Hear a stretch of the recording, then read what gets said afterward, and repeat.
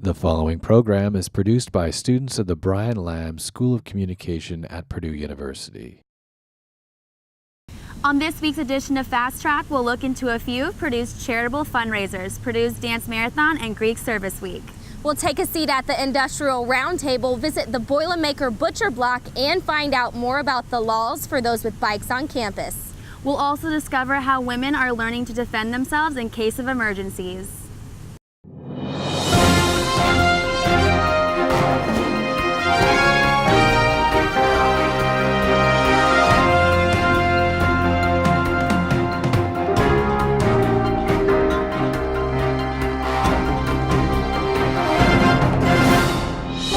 Welcome back to Fast Track. We're bringing you this week's show from Purdue's Hovde Hall. I'm Karina Gonzalez. And I'm Alexandra Johnson.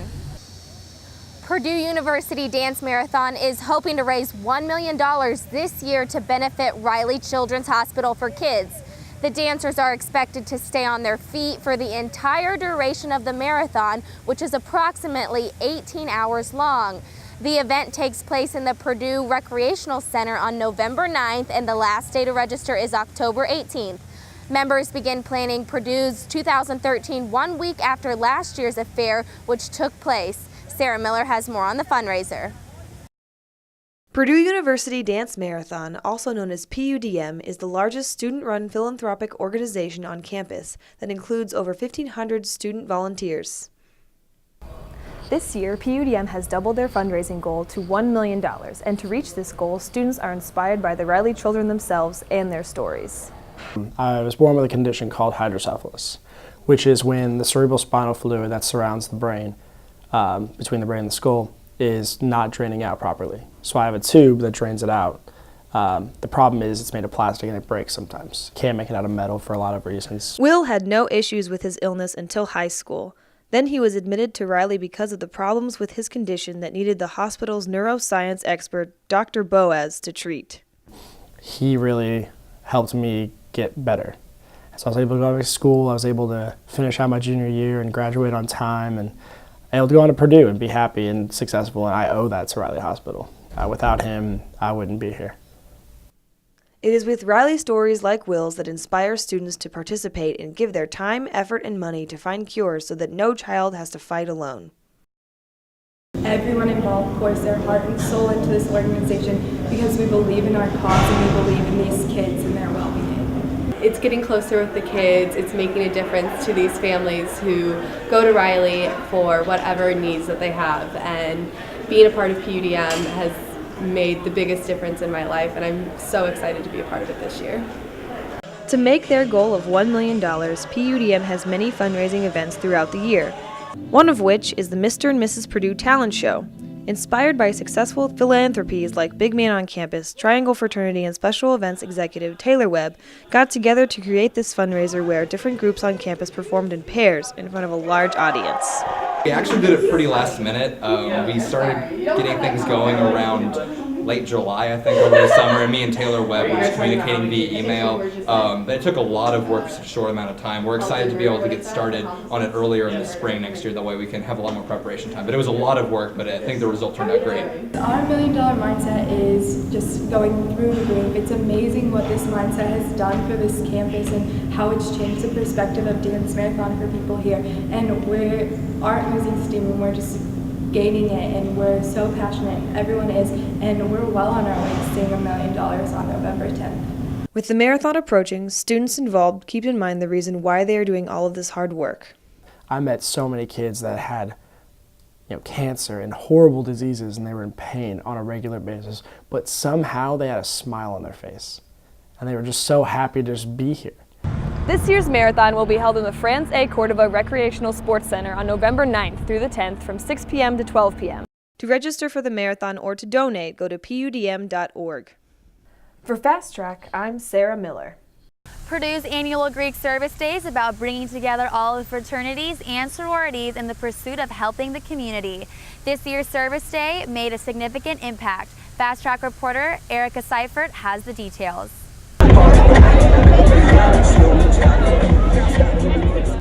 Greek Service Day offers an opportunity for sorority and fraternity members to get out of their houses and into the community. This year, Purdue Greeks helped the Hunger Hike achieve a record of 1,020 hikers. Where we try to get every Greek fraternity and sorority to come together and basically help out the West Lafayette community.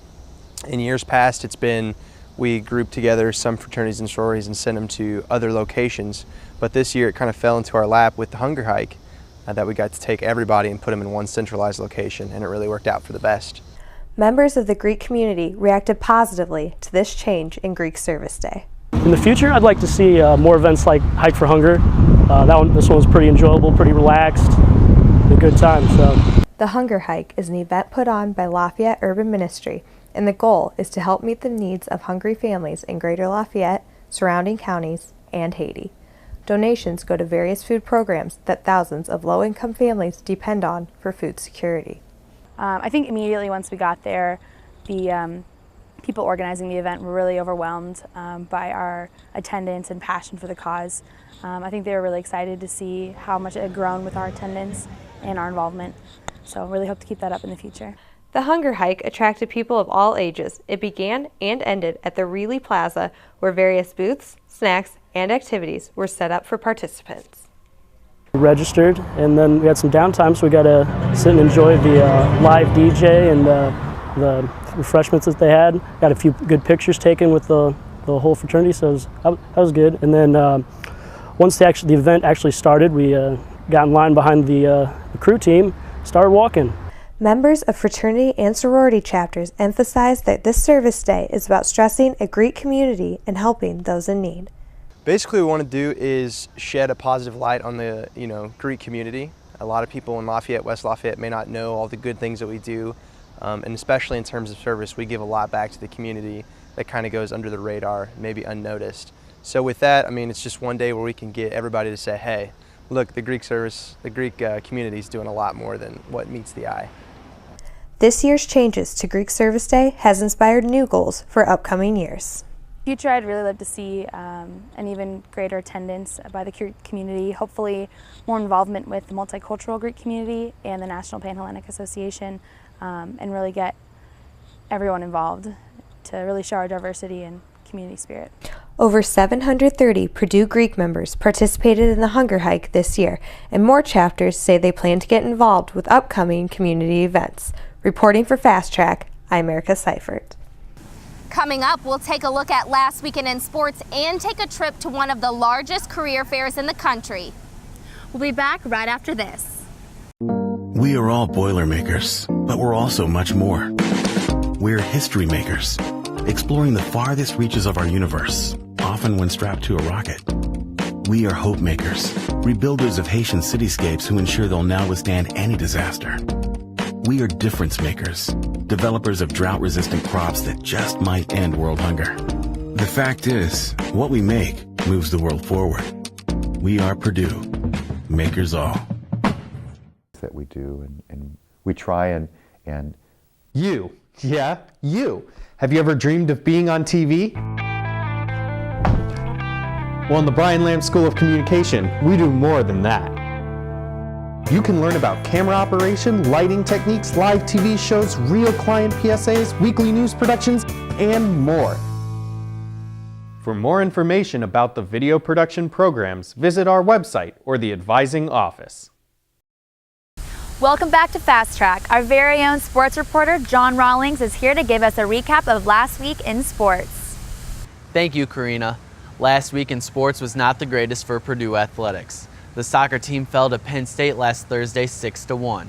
Number 8 Penn State showed a very dynamic offense and was able to beat the Boilermakers. However, Purdue was able to bounce back on Sunday and post a shutout against Ohio State on the road.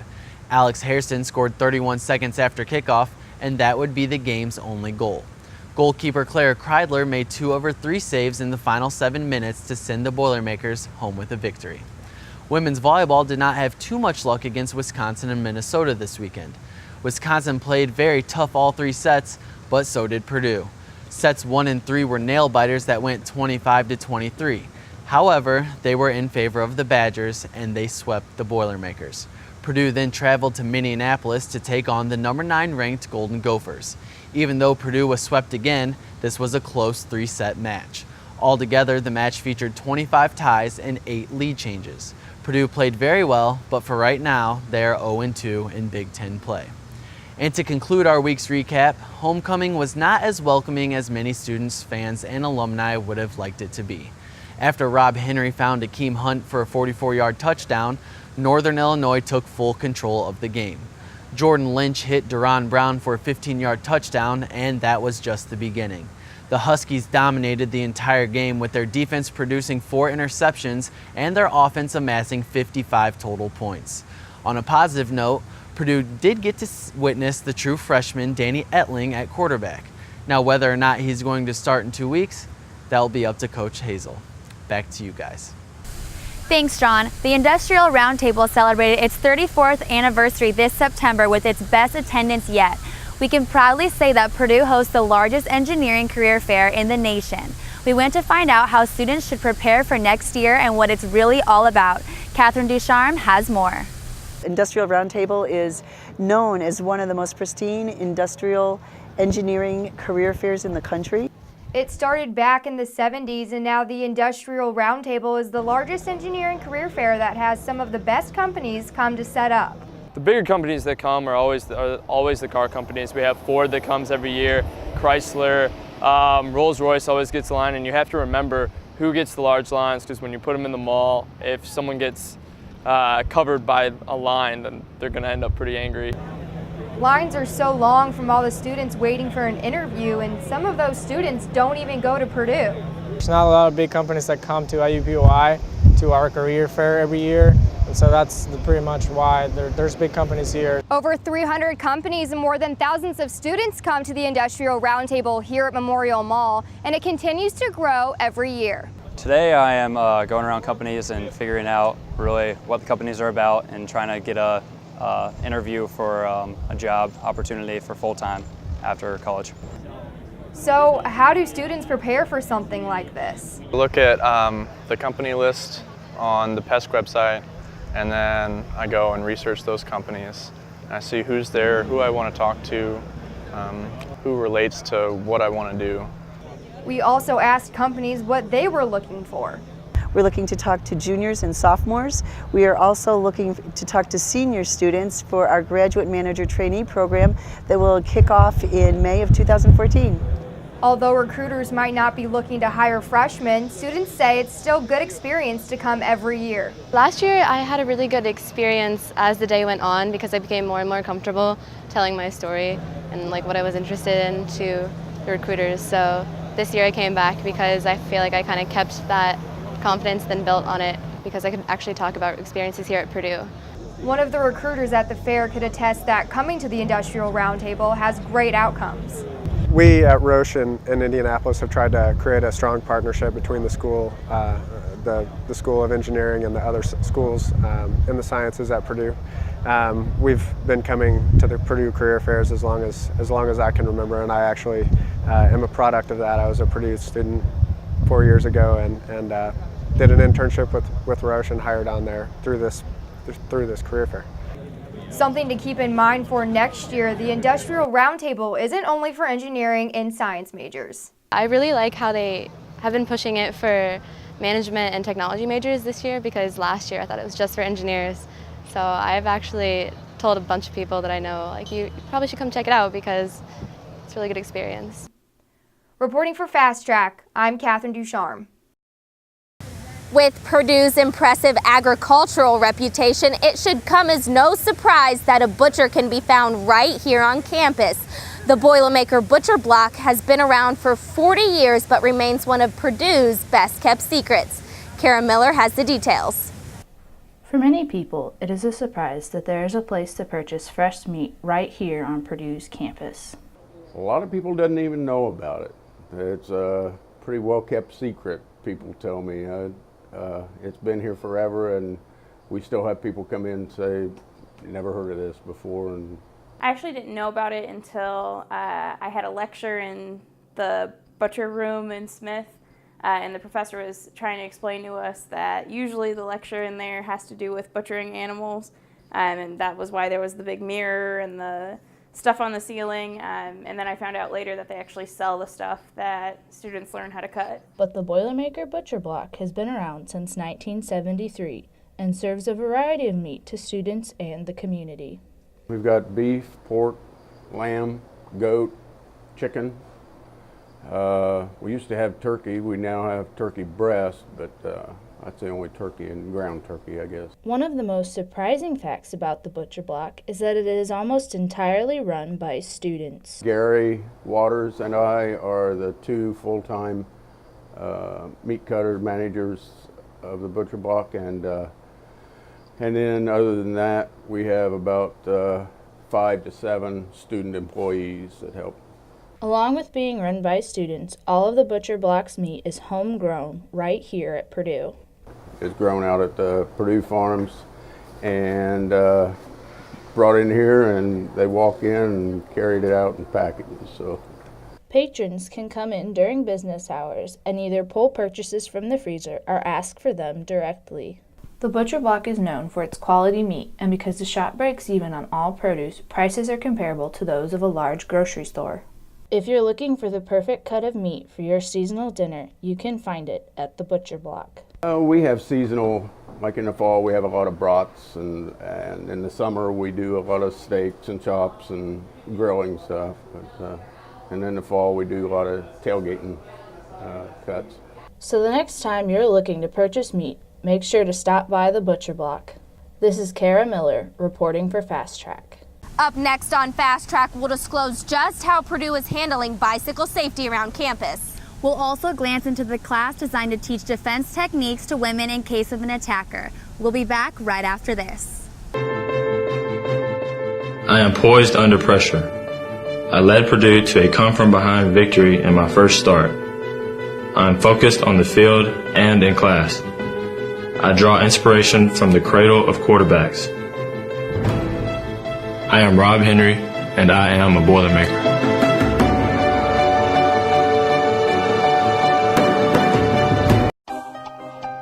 When students walk across the Purdue University campus, they're doing more than going to class. They're preparing to meet the challenges of a diverse and fast-paced world. Purdue students encounter ideas that span oceans and cross continents, inspiring new levels of innovation that will build a better future for people at home and around the globe.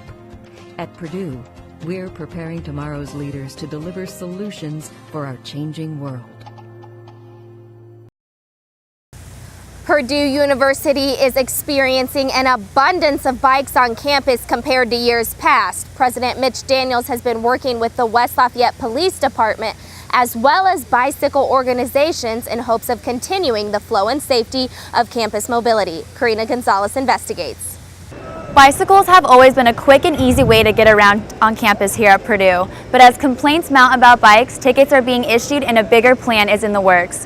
Where I am standing is actually one of the few places West Lafayette has stationed 2 officers for several hours a day to write warnings and set expectations. President Mitch Daniels has just unveiled the outline on 10 campus initiatives, one being putting a handle on the bike situation on campus. Fall is always the busiest time for bikes here at Purdue. Due to all the chaos, students are opinionated on the topic. I understand bikes are a good way of transportation on campus, but I feel like I have to dodge bikes every time I go to class, and it's just a real inconvenience for those who don't ride bikes. I actually ride a bike on campus because I kind of live far away from campus, so it's a really convenient means of transportation to get around. In only 3 weeks, police have written more than 200 violations. Most of them were warnings and a few $25 tickets for repeated offenders. Well, yeah, just today I saw someone that was getting pulled over. I didn't really know what they did, but just kind of walked by. I didn't really think that much of it. I'm not too aware of what's going on with the West Lafayette Police Department. I have seen people giving out tickets. I just assumed it was for not riding without a helmet. Bicycle Lafayette is a group focused largely on bike commuting issues here at Purdue. Don Staley is a member of this group and has been a big contributor to the activities going on campus. I'm the senior landscape architect, and I work in a department called Physical and Capital Planning. And one of my responsibilities is basically monitoring and managing the physical infrastructure for the bicycle system on campus. So we Twice a year we go out and measure bike parking. We count all of the bike parking. We're doing that this week on campus. Many students don't know, according to Purdue bike laws, bicycle registration is mandatory for faculty, staff, and students who ride on campus. The police are cracking down to set expectations as well as to inform them. We do engage with the police this time of year frequently because these discussions come up. Members of the campus community find themselves in, dangerous situations when cyclists are riding on sidewalks, and they complain. And so the police put out extra bike patrols in the fall semester to try to spread the word that, as far as safe riding and proper riding on campus. So they're out there doing some of that stuff now. Purdue has just signed a $150,000 contract to develop a bicycle plan, which begins at revising Purdue's current bike pass system and make recommendations on routes to and from campus. And I think a lot of students probably mistakenly assume that, these wider sidewalks are great for riding your bike, so take that route, But really the fact of the matter is there's still sidewalks and it's still illegal for them to ride on those walks. So we're working on strategies to try to educate the campus community a little bit better so that maybe we can get that word out a little more thoroughly, I guess, at the beginning of the fall semesters and try to put a damper on some of this pedestrian bicycle conflict problem. The Bicycle Master Plan is expected to be finished in May. I'm Karina Gonzalez reporting for Fast Track. Many women are told to be proactive with their safety, and the Purdue Police Department thinks so too. They offer women in the community self-defense classes that can be attended many times a year. Fast Track reporter Ellie Thalls takes us inside the latest class to uncover how Purdue police are trying to keep women and students safe on campus.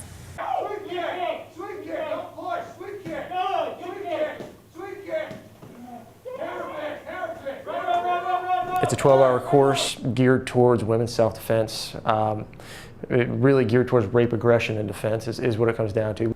The Purdue Police Department offers women peace of mind when walking alone in the form of a 3-day rape, aggression, defense class. Sergeant John Getz says the class lets women test their strength. It becomes very physical.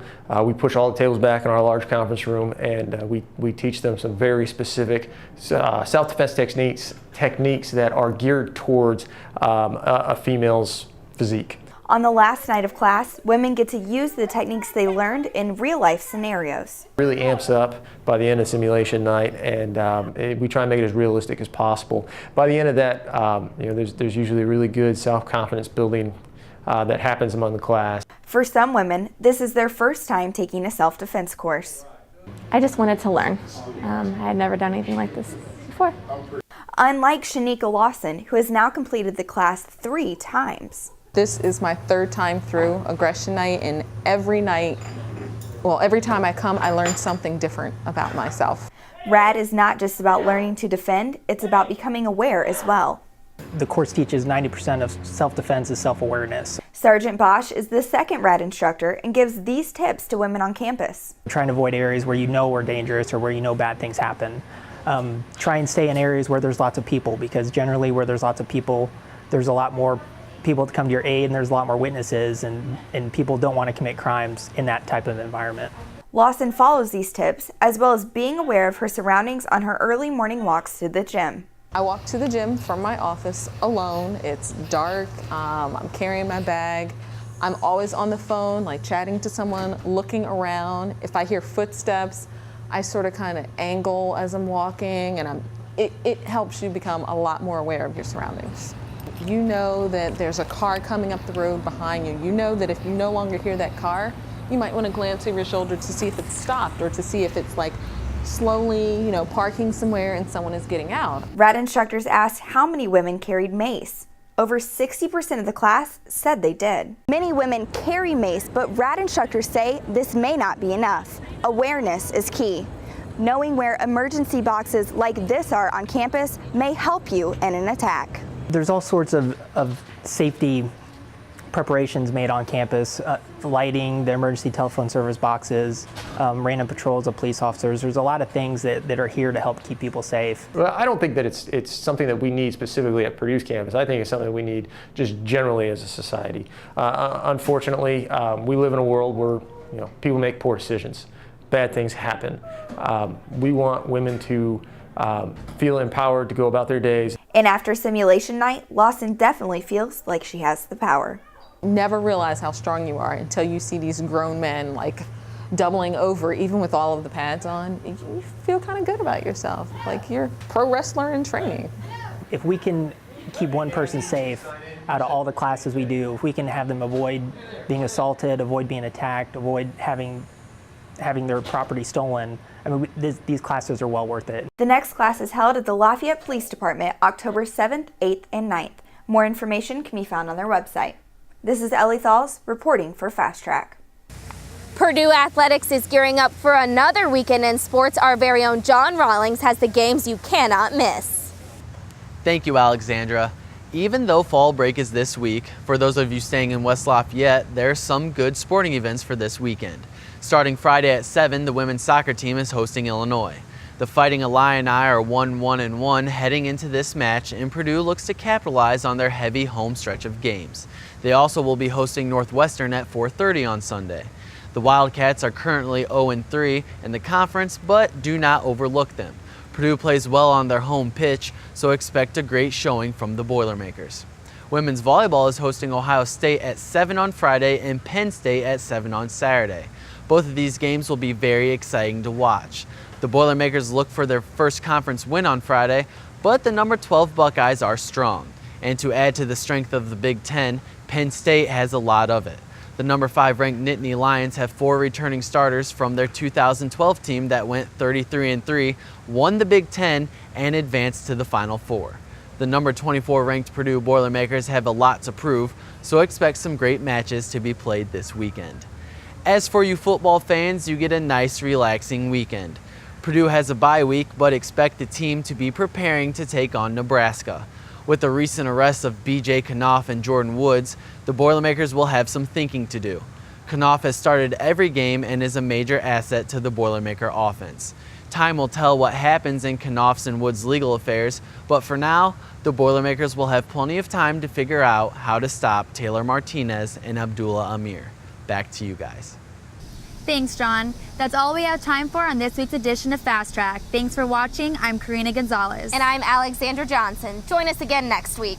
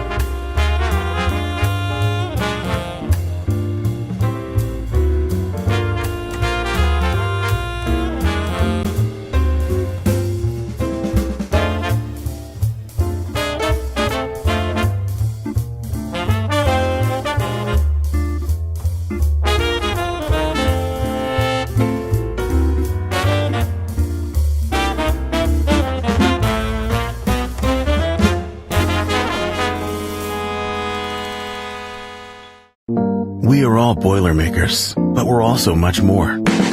We're history makers, exploring the farthest reaches of our universe, often when strapped to a rocket. We are hope makers, rebuilders of Haitian cityscapes who ensure they'll now withstand any disaster.